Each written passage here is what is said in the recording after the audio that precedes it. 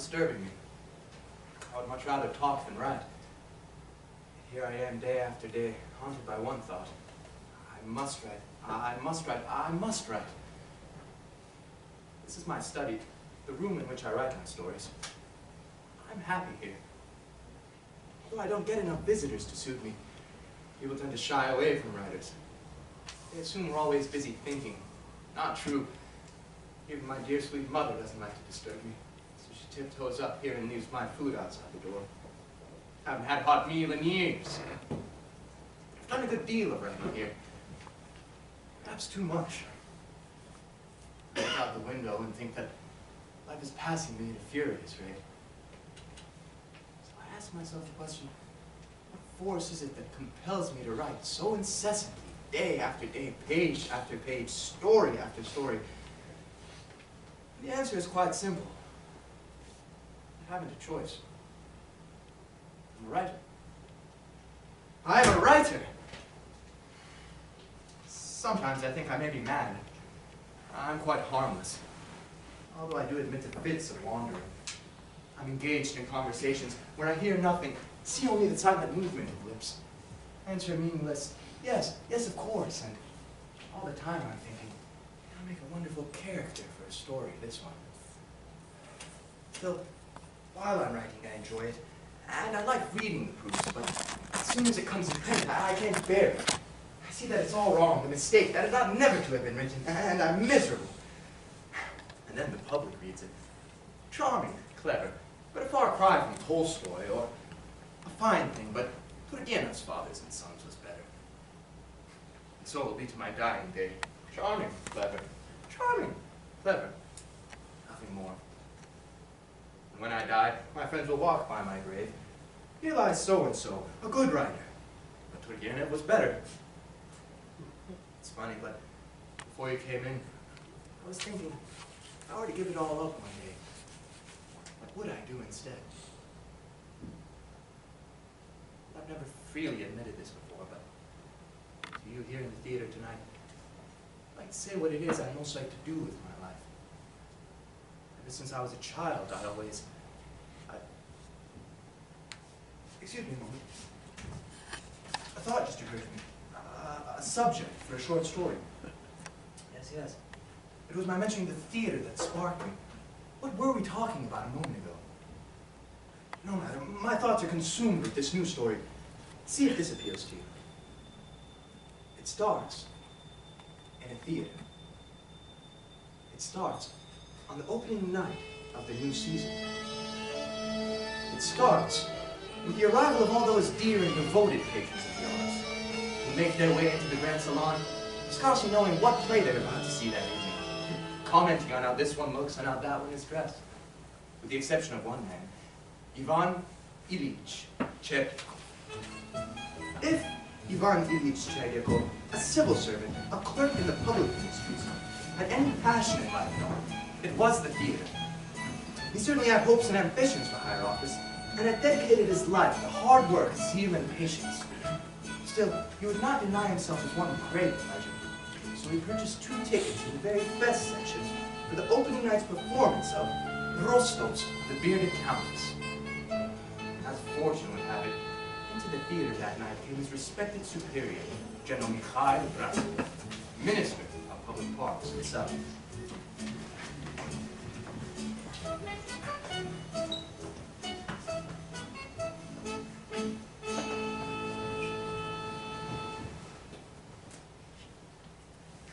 Good evening, General. What? Oh, yes, good evening. Please permit me, sir. This is a great honor for me. I am Cherdyakov Ivan Ilyovich, and I too serve the Ministry of Public Parks, that is to say, I serve you, who is indeed himself the Minister of Public Parks. I am the Assistant Chief Clerk in the Department of Trees and Bushes. Ah, yes, keep up the good work. Lovely trees and bushes this year. Very nice. This is my wife, dear Jenna, Madam Cherdyakov. How do you do? My pleasure. My pleasure, General. How do you do?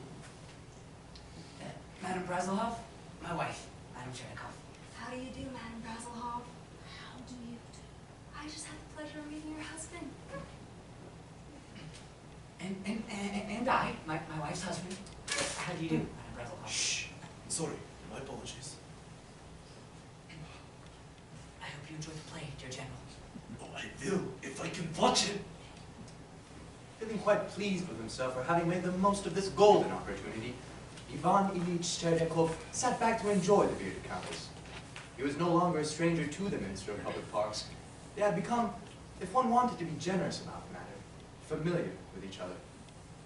And then, quite suddenly, without any warning, like a bolt from a gray, thundering sky, Ivan Ilyich Cherdyakov reared his head back and... Achoo! Oh my goodness, I'm so terribly sorry, Your Excellency. I'm so sorry. Never mind, it's all right. All right? It is most certainly not all right. It was an accident, I assure you, but that was disgusting. You made too much of the matter. Let it rest. How can I let it rest? I splattered you, sir. Your whole neck is soaked. At least permit me to wipe your neck, dear General. Leave it be. It's all right, I say.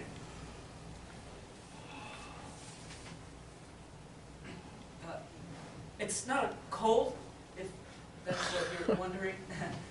Just dust particles in the nostrils.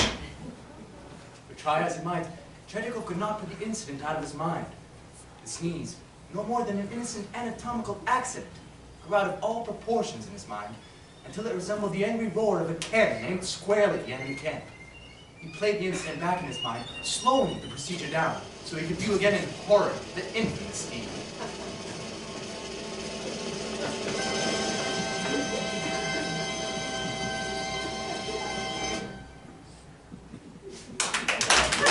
Charming. Yes, charming. Simply charming. Wasn't it charming, my dear? I found it utterly charming. I was completely charmed by it. Excuse me? Somebody's tapping me. Who's that tapping? Stand back, dear, he is the sneezer. No, I can assure you I'm all sneezed out. I was just a little worried about you going into the night air with a damp head.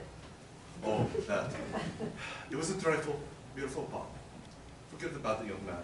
Amusing play, don't you think? Did you find it amusing? Ah, yes, very, very amusing. I haven't laughed as much in years. Which part interested you the most? The sneeze? When I sneezed on you, sir. It was unforgivable, sir. Forget about young man. Come, my dear. It looks like rain. I don't want to get my head wet. You shouldn't let people sneeze on you, dear. You are not to be sneezed at. I'm ruined. Ruined. They'll have me fired from trees and bushes. They'll send me down to branches and twigs. Come, Ivan. What? You mustn't let it concern you. It was just a harmless little sneeze. The general's probably forgotten it already. Do you really think so? No! I'm scared, Ivan. And so they walked home in despair. Perhaps I should send the general a nice gift. Maybe some Turkish towels. Cherdyakov's once promising career had literally been blown away. Why did we go to the theater at all? Why didn't we sit in the balcony with members of our own class? They love sneezing on each other. Come to me, Ivan. Perhaps if I were to call in the general and explain the situation again in such a calm, charming, and self-effacing manner that he'd have no choice but to forgive me. Maybe it's best not to remind him, Ivan. No, if I want to become a gentleman, I have to behave like one. And so the morning came. It so happened today was the day the general listened to petitions, and since there were 50 or 60 petitions ahead of Cherdyakov, he waited from morning till late afternoon. Next. I'm not next, Your Excellency. I'm last. Very well then. Last. That's me, sir. What is your petition?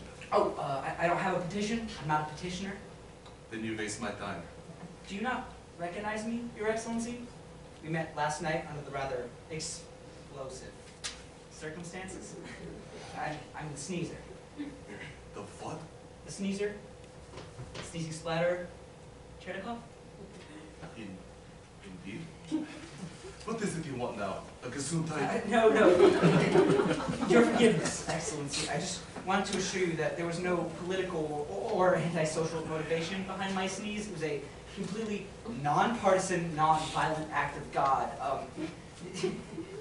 It is a hateful nose, sir. I curse the day the protruber formed itself upon my face.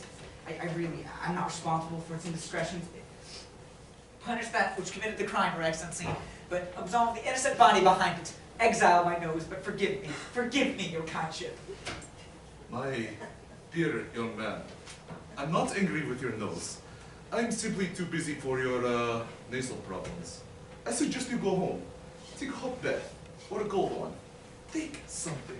But don't ever bother me with this silly business again. Jibber, that's all I hear all day. Jibber! Thank you, Your Excellency, and God bless you, and your wife, and your household. May your days be sweet, and may your nights be better than your days. The feeling of relief that came over Shadikov was enormous. May the birds sing at your window in the morning, and may the coffee in your cup be strong and hot. The weight of the burden that was lifted was inestimable. I worship the chair that you sit on, and I worship the uniform that you wear that sits on the chair that I worship. You went home, singing and whistling like a lark. Life was surely a joy, a marvel, a heavenly paradise. Oh God, I am happy! And yet, when he arrived home, he began to think. have I been the butt of a cruel and thoughtless joke? Had the minister toyed with him? If he had no intention of punishing me, why did he torment me so unmercifully? If the sneeze meant so little to the minister, why did he deliberately cause Shadikov to writhe in his bed? To twist and agony the entire night! Shadikov was furious. I am furious! He foamed and fumed and paced the night through, and in the morning he called out to his wife, Sonia! Sonia! I have been humiliated. You, Ivan? But who would humiliate you? You're such a kind and generous person. I'll tell you who. General Brasselhoff, Minister of Public Parks. What did he do? Oh, I'll tell you what he did. He humiliated me in such a subtle fashion it was almost indiscernible to me. A man's cunning is equal only to his cruelty. Practically had me come to his office just to grovel and beg on my knees. I was reduced to a gibbering idiot! You were that reduced? I need to tell him what I think of him. The nation must be made safe so that all men, regardless of nations or creeds, regardless of color or religion, will be made safe to sneeze on their superiors. This time, it is he who will be humiliated by I. And so the next morning, Shadikov came to humiliate Ivan.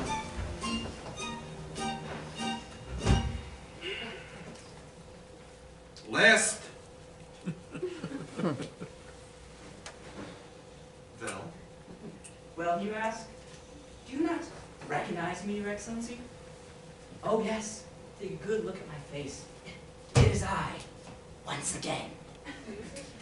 it is you once again who... Chernikov, Excellency, and I have returned taking neither a hot bath nor a cold one. Who let this filthy man in? What is it you want? What is it? What is it, you ask? You sit there behind your desk and you ask, what is it? You sit there in your lofty position as General and Minister of Public Parks, and you ask me, a low civil servant, what is it? You sit there knowing full well that there's no equality in this life, that there are those of us that serve, and that there are those of us who are served, those of us who obey, and that are obeyed, those of us that bow and are bowed to, and those of us who, because of certain situations, are humiliated, and that there are those of us who cause that humiliation, and you still ask, what is it? What is it? Don't stand there dribbling like an idiot. What is it you want? I'll tell you what I want! I want to apologize again for seizing on Mr. It was completely an accident, sir. Out.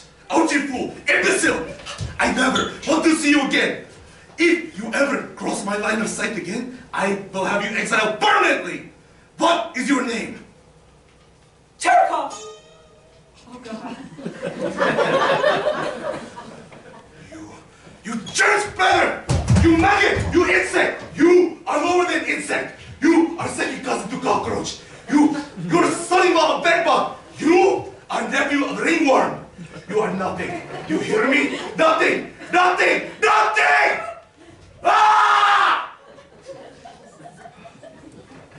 that moment, something broke loose inside of Chernikov. Something so deep in Biden, so organic, that the damage that was dealt seemed irreparable. The matter was done with, for once, for all, forever. Something drained from him that can only be described as very life force itself. What happened next was quite simple.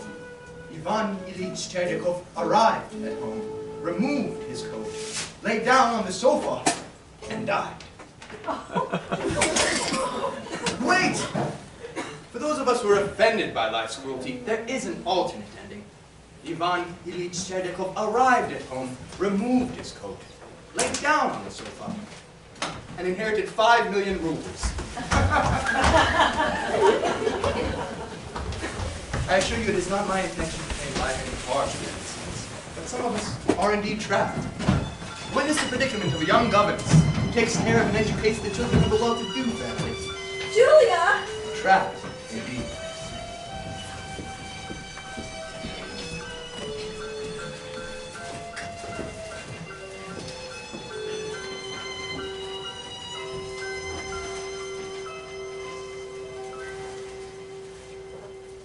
Julia! Yes, madam? Look at me, child. Pick your head. I like to see your eyes when I speak to you. Yes, madam. And how are the children coming along with their French lessons? They're very bright children, madam. Eyes up. They're very bright, you say? They're very bright, you say? Well, why not? In mathematics? They're doing well in mathematics, I assume. Yes, madam, especially Vanya. Certainly, I knew it. I excelled in mathematics. He gets that from his mother, wouldn't you say? Yes, ma'am. Heads up! That's it. Don't be afraid to look people in the eyes, my dear. If you think of yourself as inferior, that's exactly how people will treat you. Yes, ma'am. Quiet girl, aren't you? Now then, let's settle our accounts. I imagine you must need money, although you never asked me it for it yourself. Let's see now. We agreed on 30 rubles a month. 40, ma'am. No, 30. I made a note of it. I always pay my governess 30. Who told you 40? You did, ma'am. I spoke to no one else concerning money. Impossible. Maybe you thought you heard 40 when I said 30. If you kept your head up, that would never happen. Look at me again and I'll say it clearly. 30 rubles a month. Yes, ma'am. Settled. 30 month it is. Now then, you've been here 2 months exactly? 2 months and 5 days. No, exactly 2 months. I made a note of it. You should keep the books the way I do so there wouldn't be these discrepancies. Let's see now. We have 2 months at 30 rubles a month comes to 60 rubles, correct? Yes, ma'am. Thank you, ma'am. Subtract 9 Sundays. We did agree on subtract Sundays, didn't we? No? Eyes. Certainly we did. I always subtract Sundays. I never bother making a note of it because I always do it. Don't you recall when I said we'll subtract Sundays? No, ma'am. Think. No, ma'am. You weren't thinking. Your eyes were wandering. Look straight to my face and look hard. Do you remember now? Yes, ma'am. I didn't hear you, Julia. Yes, ma'am. Good. I was sure you remember. Plus 3 holidays, correct? 2, Christmas and New Year's. And your birthday. That's 3. But I worked on my birthday. You did? Oh, there was no need to. My governess never worked on their birthdays. But I did work, ma'am. But that's not the question, Julia. We're discussing financial matter. I will, however, only count 2 holidays if you insist. Do you insist? I did work, ma'am. Then you do insist. No, ma'am. Very well. That's 3 holidays. Therefore, we take off 12 rubles. Now then, on 4 days, little Kolya was sick and there was no lesson? But I gave lessons to Vanya. True, but I engage you to teach 2 children, not 1. Shall I pay you in full for only doing half of the work? No, ma'am. So we'll deduct it. Now then, 3 days you had a toothache and my husband gave you permission not to work after lunch, correct? After 4, I worked until 4. But I have here, did not work after lunch. We have lunch at 1 and our finish at 2, not at 4, correct? Yes, but That's another 7 rubles. 7 and 12 is 19. That subtract, that leaves 41 rubles, correct? Yes, ma'am. Now then, on January 4th, you broke a teacup and a saucer. Is that true? Just the teacup. What good is a teacup without a saucer? That's 2 rubles. The saucer was an heirloom. It cost much more.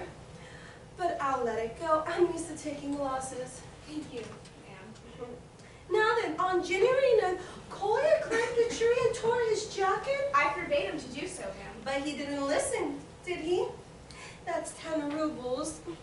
Now then, on January 14th, Vanya's shoes was stolen. By the maid, you discharged her yourself. But you get paid good money to watch everything. I explained that in our first meeting. Perhaps you weren't listening that day, Julia, or was your head wandering in the clouds? Yes, ma'am. Yes, your head was wandering in the clouds. Yes, I was listening. Good girl. That's another 5 rubles. Ah, yes. January 16th, I gave you 10 rubles. You did it, ma'am. But I made a note of it. Why would I make a note of it if I didn't give it to you? I don't know, ma'am. That's not a satisfactory answer, Julia. Why would I make a note of giving you 10 rubles if I did not give it to you? No answer? Then that must mean I must give it to you, mustn't I? If you say so, ma'am. Well, certainly I say so. That's the point of this little talk, just to clear this matter up. We'll take 27 from 41. That leaves 14 rubles, correct? Yes, ma'am. Thank you, ma'am. What's this? Tears? Are you crying? Has something made you unhappy? Oh, it pains me to see you like this. Julia, I'm so sensitive to tears. Please, tell me, what is it?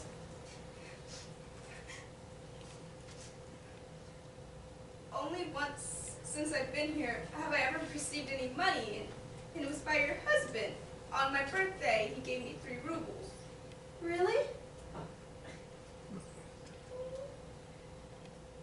Well, there's no note of it in my book. I'll put it down now.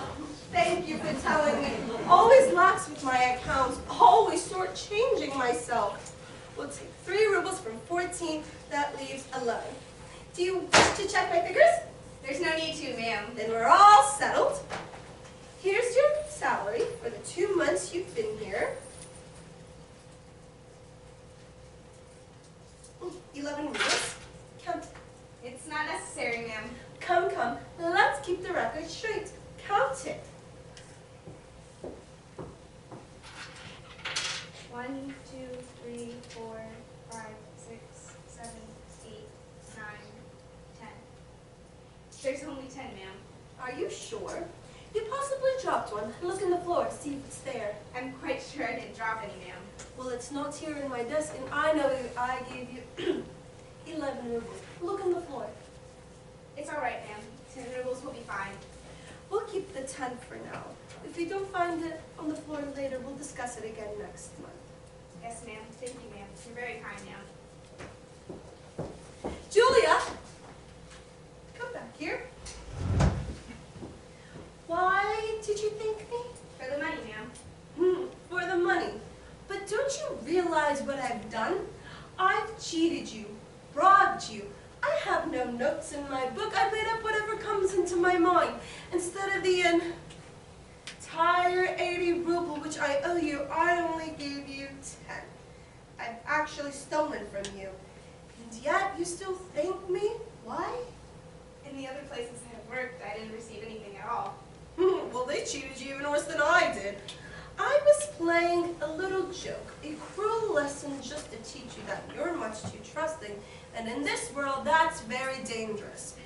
I will, however, give you the entire 80 rubles. The rest are in this bag. Here, take it.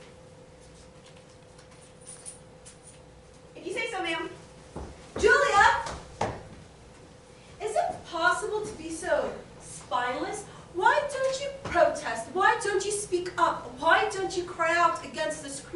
unjust treatment. Is it possible to be so guileless, so innocent? Such a, pardon me for being so blunt, but such a simpleton? Yes, ma'am, it's possible. For a time. But wait! For those again who are offended by life's cruelty, there is an alternate ending. Julia was so enraged by such cruel and unjust treatment that she quit her job on the spot, went back home to her parents, where she inherited 5 million rubles. It is my intention someday to write 37 short stories, all with that same ending. I do love it so. You know, it has been said that humankind is the only creature that is capable of laughter, and it is that faculty that sets us apart from the lower forms of life. Yet one must examine this theory when we look at some of the objects of our laughter. For example, pain. Pain, needless to say, is no laughing matter. Unless, of course, it's someone else who is doing the suffering. Why the sight of a man in the throes of excruciating agony from an abscessed tooth that has enlarged his jaw to the size of an orange is funny? I couldn't tell you. It's not funny. Not in the least. But in the village of Astemko, where they have very little access to entertainment, a man with a toothache can tickle their ribs for weeks. Certainly, Sergei von Milasov, the sexton, saw nothing humorous about it. But as he passed through town on his way to the hospital, his moans and groans won him more chuckles than sympathetic remarks. Wouldn't they find it even more amusing to know that the good doctor What are you looking at? that normally performed such extractions on angry feet was away at the wedding of his daughter, and the task fell to his assistant, Uriatin, an eager medical student, if, alas, poor sexton, an inexperienced.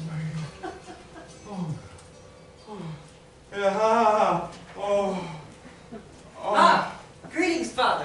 What brings you here? Oh, the pain, the pain, the pain. It's unbearable. It's beyond unbearable. It's unendurable. Oh. Where exactly is the pain? Oh, where isn't it? It's not just the tooth. It's the whole side of my mouth. How long have you had this agony? 10 years. 10 years? Since yesterday morning. It seems like 10 years. Oh, I must have sinned terribly to deserve this. God must have dropped all other business in order to punish me this way. Oh. Where's the doctor? The doctor is away on personal business. He has left the care of his patients in my young, capable hands. But you are a doctor. In every way except a degree. I am a doctor to be. Then I am a patient to be. Goodbye. Oh, but I can assure you the only thing that prevents me from being called a doctor is the formality of an examination. I'm skilled. I'm just not titled. Please, I beg you for this opportunity.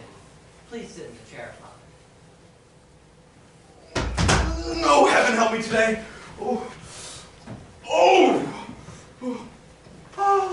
Oh, even sitting hurts. Oh. No doubt the nerves are inflamed. Once removed, the pain will cease to be. You're going to remove the nerves. The tooth that's connected to the nerve.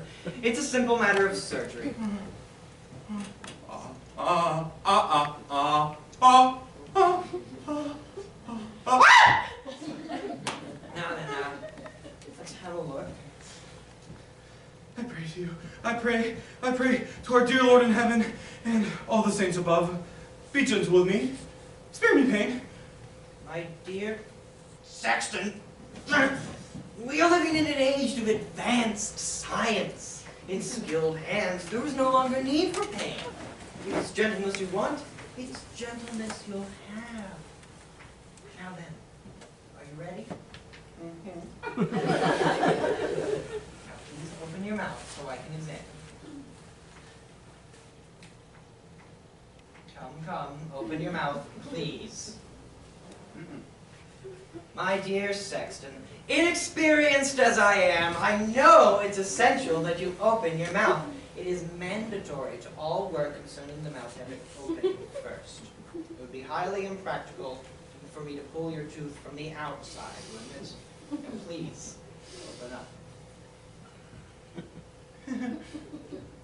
Not the lips, the entire mouth. I don't want to brush your teeth, I want to examine them. Will you be gentle? Didn't I promise you I would? As a child, I was promised many things I never got. There is no pain connected to this part. This part is merely an examination to find out what must be done, where, and when. Now, please, open up! Good. Now, let's have a look.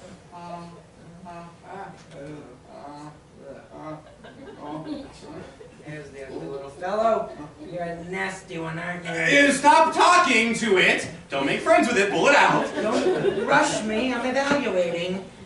Your tooth has a hole in it big enough to drive a horse and carriage through. Ugh. What is it? It's even disgusting to look at. But if this is going to be my profession, I'm going to need to get used to these sort of things.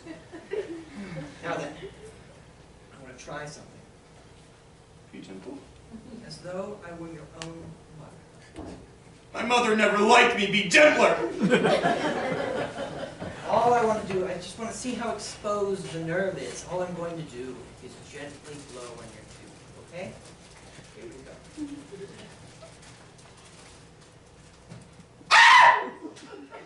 I have some information for you. The nerve is exposed. This is how far science has advanced. Blowing on teeth! It's still inconclusive. More work must be done in this field. So much depends on the temperature of the doctor's breath. Ah! Here we are! What are you going to do with that? The tooth has to be pulled. It'll be out quicker than you can spit. Oh, merciful God. Surgery's nothing. It's all a matter of a firm hand. Now, open up.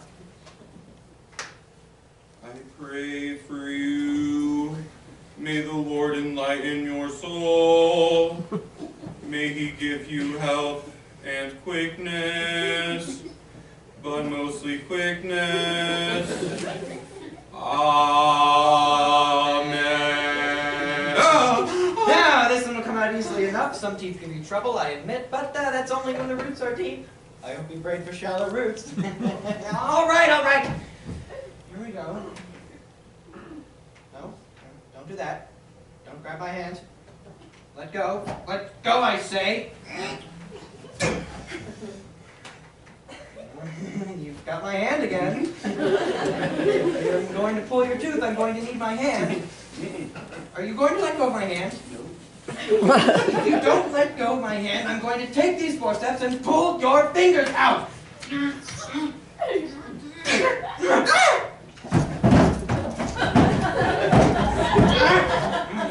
There. Now let's try again. Oh, good. Don't switch. Sit still. You're switching again. Now the important thing is to get a deep enough grip so that we don't break the crown off.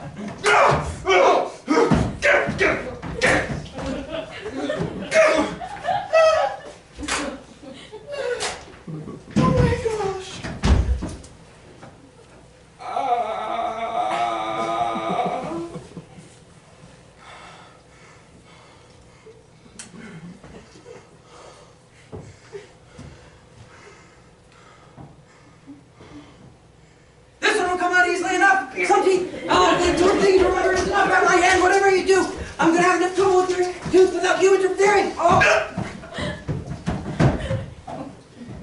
Steady now.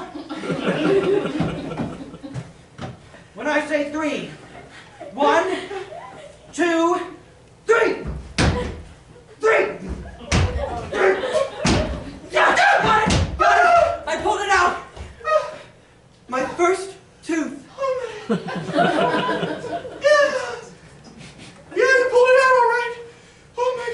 I hope they pull you into the next world like that! Oh. Oh. I knew it. I knew it. The crown broke. The roots are still in your mouth. What a mess this is going to be. I told him not to twitch! You butcher! You carpenter! You're God's vengeance for my sins. Compared to you, the toothache was a joy! You ignorant peasant! The only thing harder than the roots in your mouth are the brains in your head! Now get back here! We have unfinished business! You stay away from me, you sorcerer! If you put your fingers anywhere near my mouth, it will be the first solid food I eat all week! You're not leaving here until those roots come out. It's a question of professional pride.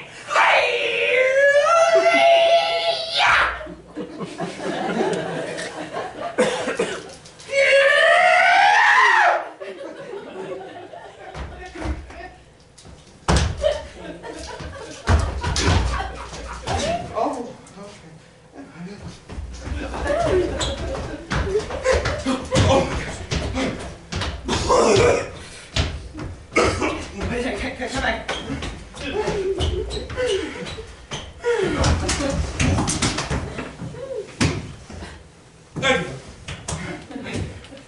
I failed in my duty.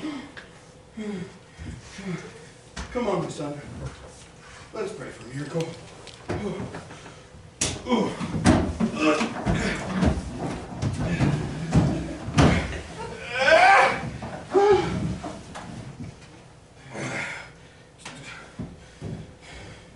Dear Lord in heaven, Dear God above, I pray for this good doctor.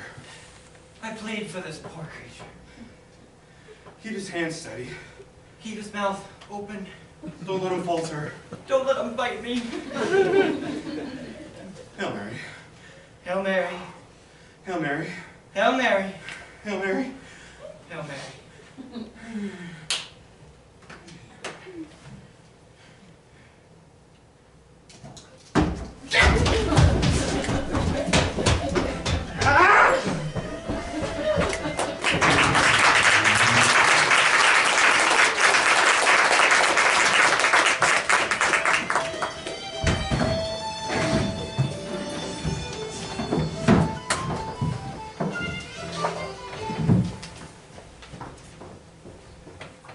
Peter Semyonich was the greatest seducer of other men's wives that I've ever met. He was successful with all women for that matter, but there was a special challenge to beautiful women married to prominent, rich, successful husbands. I could never do him justice. Let him tell you in his own words.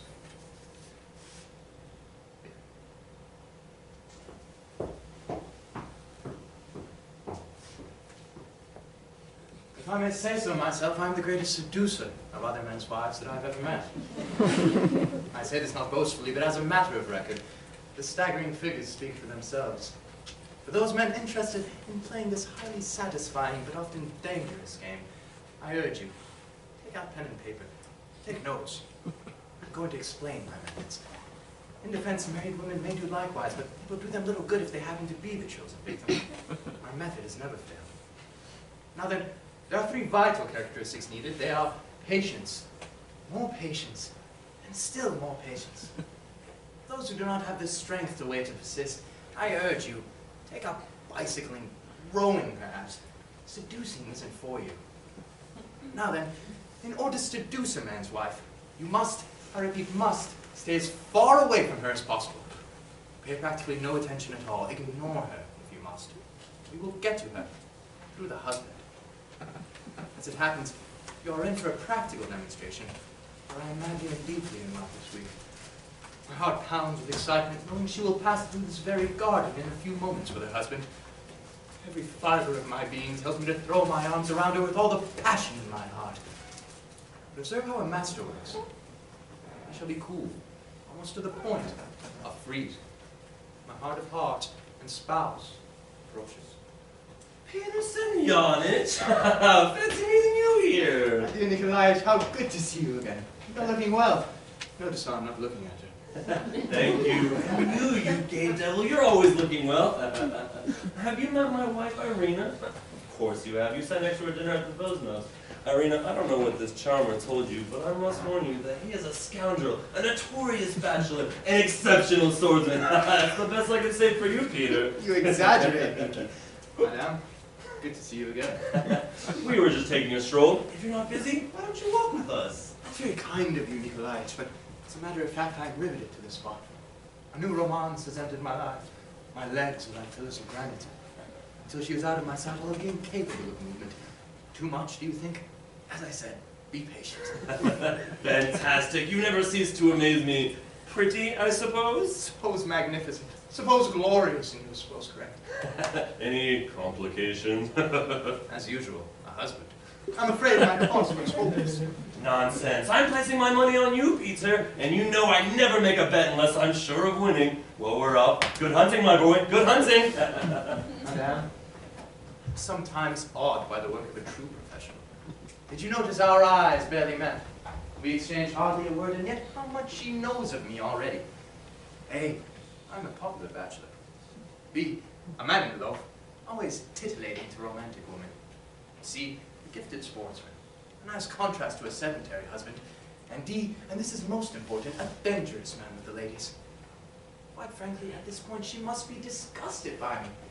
A, because I am a braggart, a scoundrel. B, because I am shamelessly frank as to my intentions.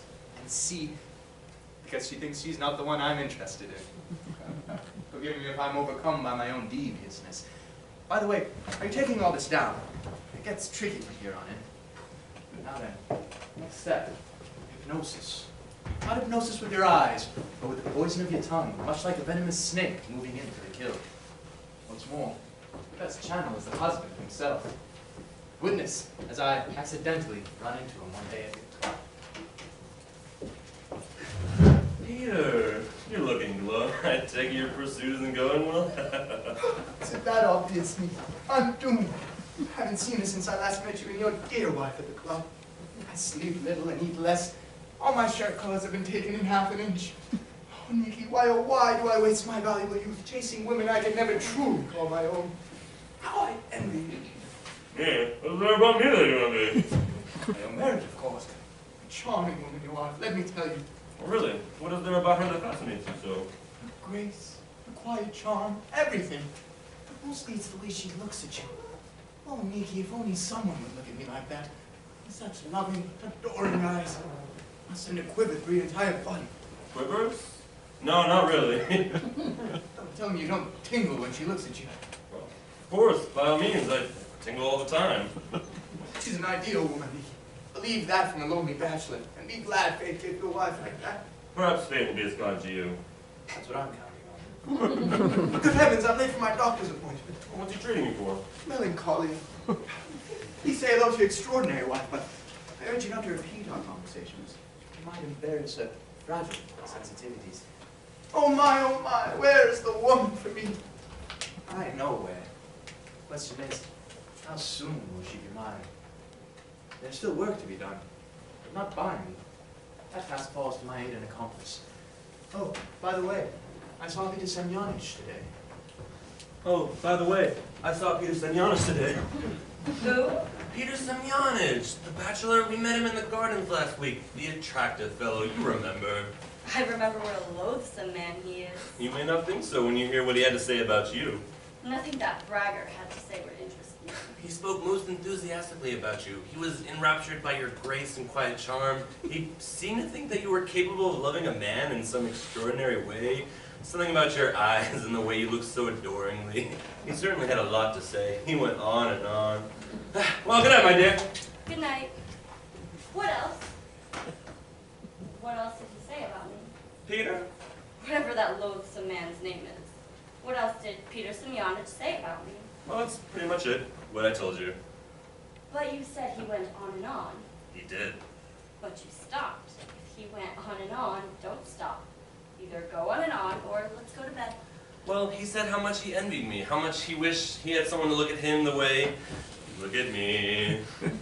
How does he know how I look at you? Well, that day in the gardens, he must have been looking at you when you were looking at me. It sent a tingle through my whole body. The way I looked at you? Exactly, my precious. But you were looking at him, so you couldn't have seen how I was looking at you. As a matter of fact, I was looking at the flowers, because he made me uncomfortable the way he kept avoiding looking at me. You must have tingled for some other reason. This is getting rather confusing. The point is, he found you fascinating. I thought this would please you. Well, it doesn't. I wish you didn't tell me such stories. Are you planning on seeing him again soon? Tomorrow for lunch. Well, I would rather not be discussed over lunch. Tell him that. And at dinner you can tell me what he said. Good night, Nikki. Good night, my love. I'm spellbound by my own powers. I've succeeded in not only piquing her interest, but causing her heart to flutter at the very mention of my name. The same man she called loathsome not 2 minutes ago. All this was accomplished, mind you, while I was at home taking a pine-scented bath. Luncheon the next day was not only nourishing, but productive. Oh, by the way, old man, I ran into Nekrasov yesterday, the artist. It seems he's been commissioned by some wealthy prince to paint the head of a typical Russian beauty.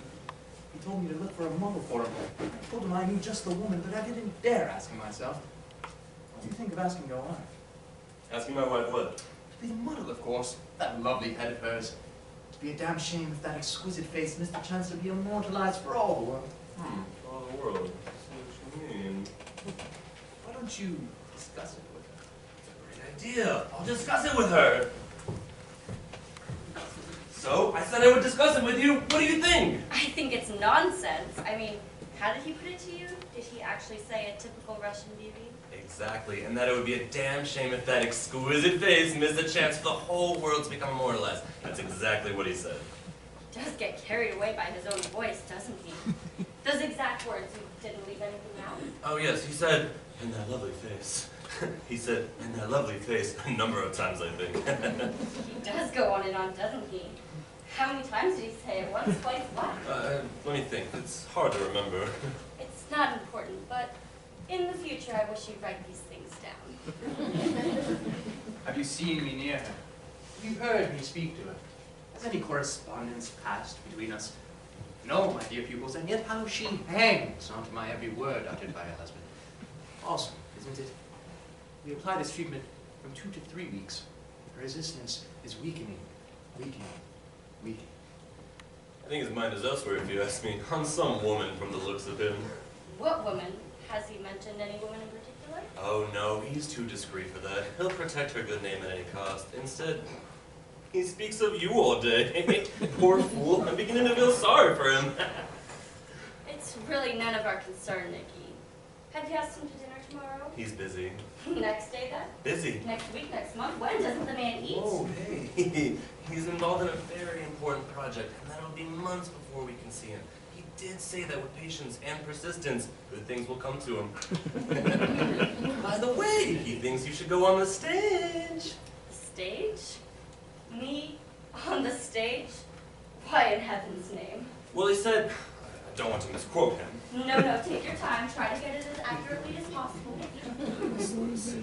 Yes, he said, with such an attractive appearance, such intelligence, sensitiveness, it's a sin for her to be just a housewife. Oh dear, he said that? And that ordinary demands don't exist for such women. Nikki, I don't think I want to hear anymore. Natures like that should not be bound by time and space. Nikki, I implore you, please stop. And then he said, if I weren't so busy, I'd take her away from you. He said that? Yeah, right there. What did you say to him, Nikki? It's important I know what you said to him then. Well, I said, then take her then. I'm not going to fight a duel over her.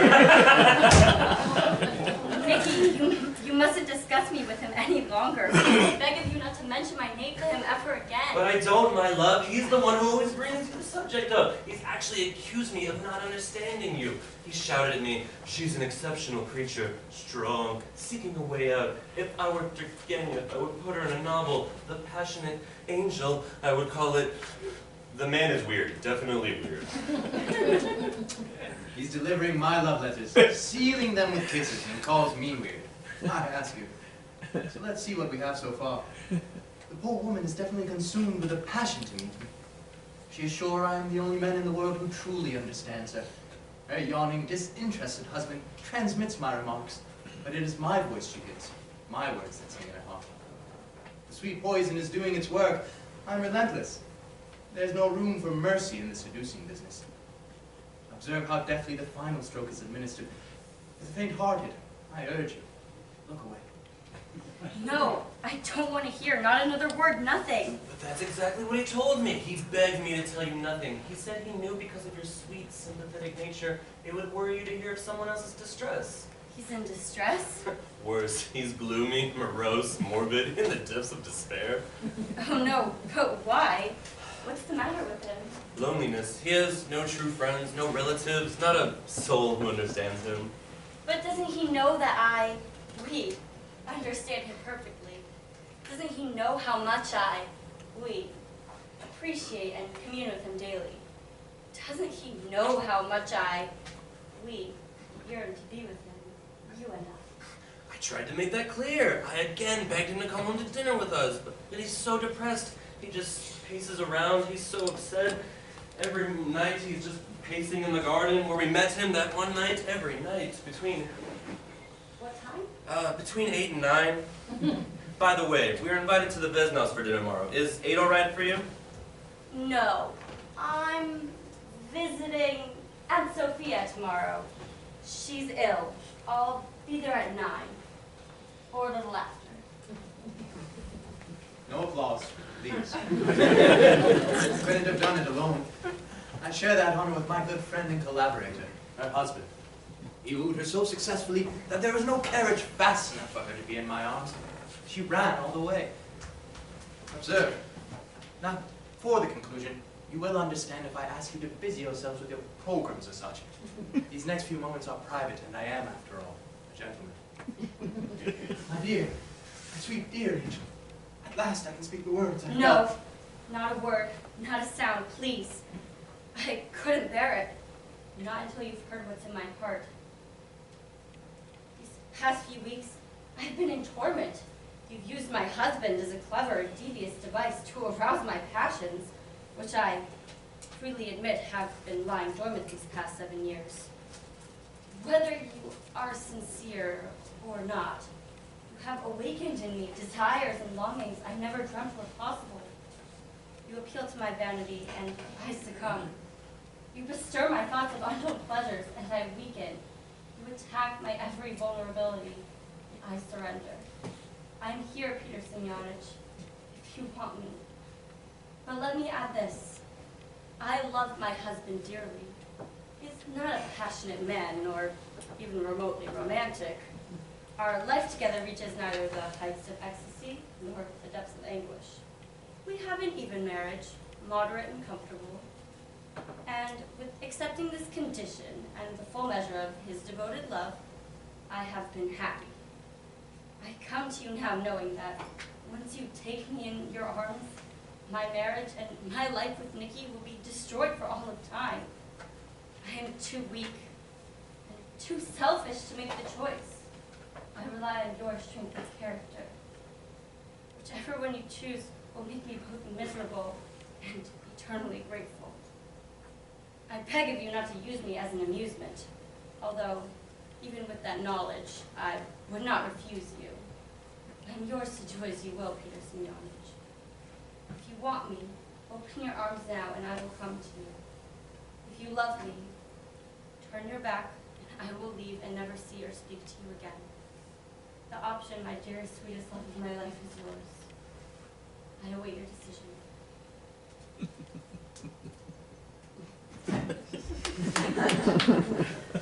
God bless you, Peter Semyonich. I wish life brings you the happiness you have just brought to me.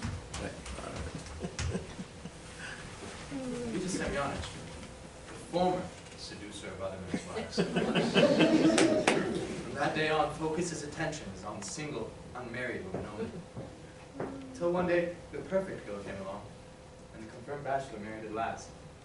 He is today a completely happy man, except on those occasions when some dashing young officer tells him how attractive he finds his lovely young wife.